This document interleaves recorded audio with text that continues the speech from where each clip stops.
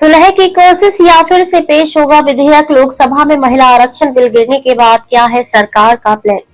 लोकसभा में महिला आरक्षण विधेयक के असफल होने के बावजूद 2029 के चुनावों में महिलाओं के लिए 33% आरक्षण की संभावना अभी भी बनी हुई है। मोदी सरकार इस पर प्रतिबद्ध है और सभी दलों से चर्चा कर नए विधेयक पर विचार कर रही है। लोकसभा में महिलाओं के आरक्षण संबंधी संवैधानिक संशोधन विधेयक के असफल होने के बावजूद 2029 के लोकसभा चुनाव में महिलाओं को 33% आरक्षण देने का रास्ता पूरी तरह बंद नहीं हुआ है। प्रधानमंत्री नरेंद्र मोदी के नेतृत्व वाली सरकार इस मुद्दे पर पूरी तरह प्रतिबद्ध है।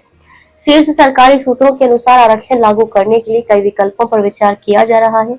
सभी दलों से चर्चा और मानसून सत्र में नया प्रयास संभव। सरकार अब सभी राजनीतिक दलों के साथ व्यापक चर्चा करने जा रही है।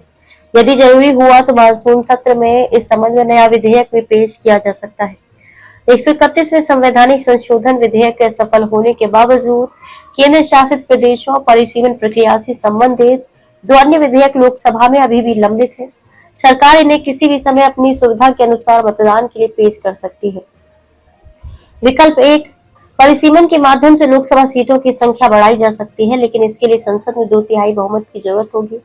विपक्षी दल जनसंख्या के आधार पर परिसीमन का विरोध कर रहे हैं, जो 131वें संशोधन विधेयक के खिलाफ मुख्य कारण भी था। विकल्प 2, दूसरा विकल्प है कि कुल सीटों की संख्या 550 पर ही रखते हुए केवल निर्वाचन क्षेत्रों की सीमाएं बदल दी जाए। इस विकल्प पर राजनीतिक सहमति बनाना अपेक्षाकृत आसान हो सकता है। विकल्प 3, तीसरा विकल्प अनुच्छेद 334A में बदलाव करके आरक्षण को परिसीमन की शर्त से अलग करना है। इससे मौजूदा 543 सीटों पर ही महिलाओं को आरक्षण दिया जा सकता है। वर्तमान में 2026 तक परिसीमन पर रोक है, जिसके बाद सरकार को इस पर नए सिरे से विचार करना होगा।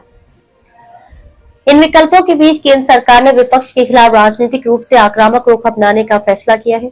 पश्चिम बंगाल और तमिलनाडु विधानसभा चुनावों के दौरान सरकार विपक्ष को घेरने के लिए विरोध प्रदर्शन आयोजित कर रही है। 106वां संवैधानिक संशोधन कानून अभी भी लागू।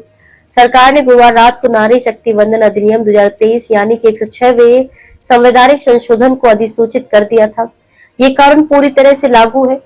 इस कानून के तहत महिलाओं के आरक्षण को जनगणना पूरी होने और उसके बाद होने वाले परिसीमन से जोड़ा गया है।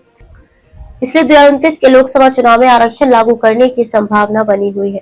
शुक्रवार को जो विधेयक असफल हुआ वह 2011 की जनगणना के आधार पर लोकसभा सीटों की संख्या बढ़ाकर 816 करने का प्रावधान करता था, ताकि महिलाओं के आरक्षण को आसानी से लागू किया जा सके।